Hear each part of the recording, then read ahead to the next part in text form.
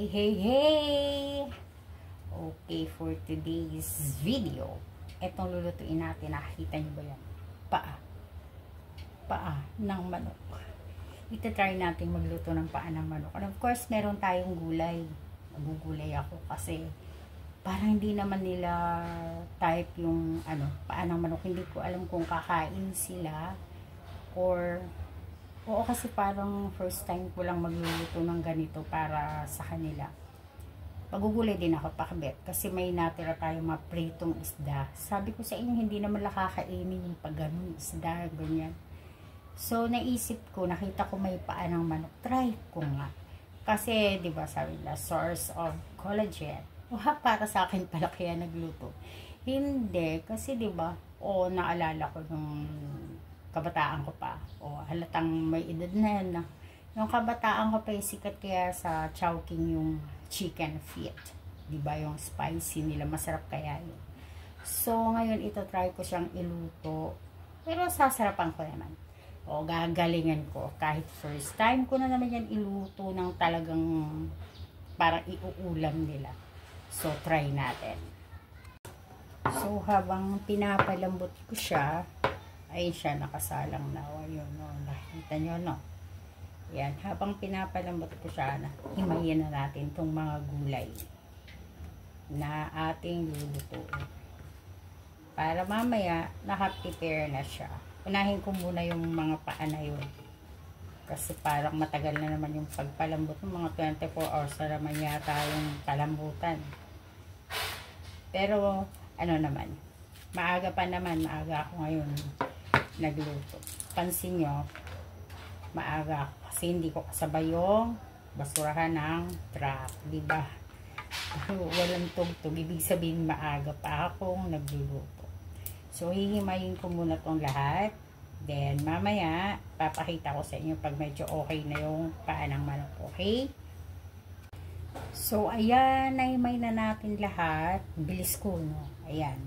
Himay ko na siya, pati yung panghalo.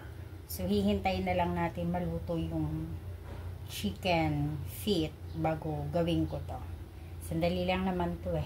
Parang pakbet. Pakbet nga. Pero may pechay, may repolyo. Para kainin nila. Kasi yun yung mga gusto lang gulay. So, halo natin tong natira kong prito kahapon. Kasi yung pritong galunggong hindi na naman nila kinain. So, ilalagay natin siya sa gulay. Yan, matapos ang malalang palambutan natin. Ayan na siya, feeling ko malapit na siyang maluto. Kasi parang na siya, lasog-lasog na siya. Pero gusto ko talaga yung malambot na malambot siya. Kaya, paanohin ko pa yung sabaw niya. Konti na lang. Then, isusunod ko pa lang yung pakbet. Pahatagal din pala lutuin ito. Pag di mo ginamitan na rice, pressure cooker pala. Hindi rice cooker. Sige, susunod natin mamaya. Papakita ko pag okay na siya. Tapos na ang ating chicken feet. So, luto na tayo ng ating pakbet. Magpakbet na tayo. Oras dipiligo na. Ayan. Nagsigitan na naman tayo. Hindi ko hakaluan ng baboy. Isda na lang.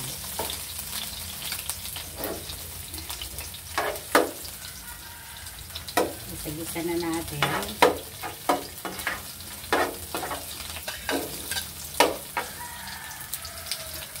Para matapos na. Ang ganda nung ang ganda nung chicken. Kaya lang, ang tagal lutuin. Napakatagal lutuin na. Loka pa, ang tagal yung hintay. Ang oras na Dapat pala talaga naka-pressure cooker siya. So, dapat ginagamitan siya ng pressure cooker.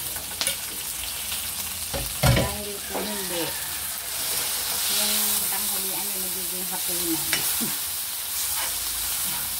Promise, matagal sa lutuin. Ay, naku, buntik na ako abuti ng Pasko. Kaya, atin na ituloy-tuloy. Wala pa naman sila. Mamaya pa na mauwi nila. Ito lang naman ang naluto, kaya okay lang yan. Sakto pag darating na yung senior high ko, yan. Okay na. Isa naman wala dito. So, ayan, luluto na natin ang ating pakbet.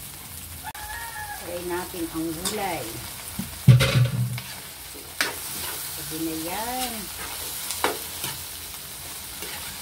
Para mamadali na siya. Hindi lang minadali yung pakbet. Ito. Ganun talaga. Alas 12 na eh. Gutom na ang mga person. Okay.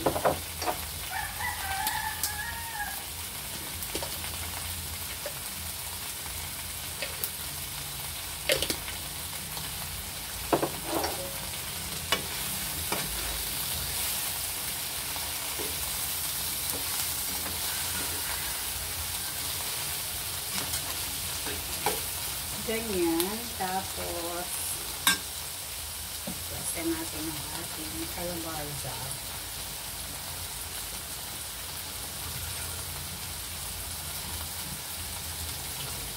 Pinagsama-sama ko na ito. Bahala na siya. Diba? So, yan. Daming calabaza. Para masarap. Ipapahuli ko lang yung pechay sa karipol. Kasi hindi naman talaga. Madali lang maluto yun. Ito lang unahin natin ng mga medyo mahirap ito. Ganon.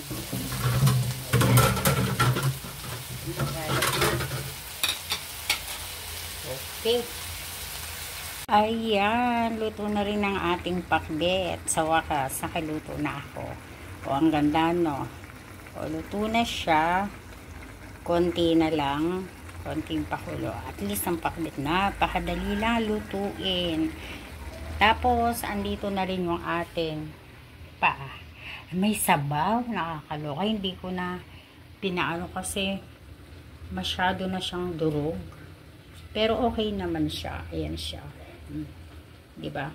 Okay naman yung lasa. Maanghang. Inanghangan ko talaga siya. O, tapos, okay na siya. Pwede na mag-lunch. Alam mo kung anong oras na? 1:00. O, diba? 1:00 ang lunch na.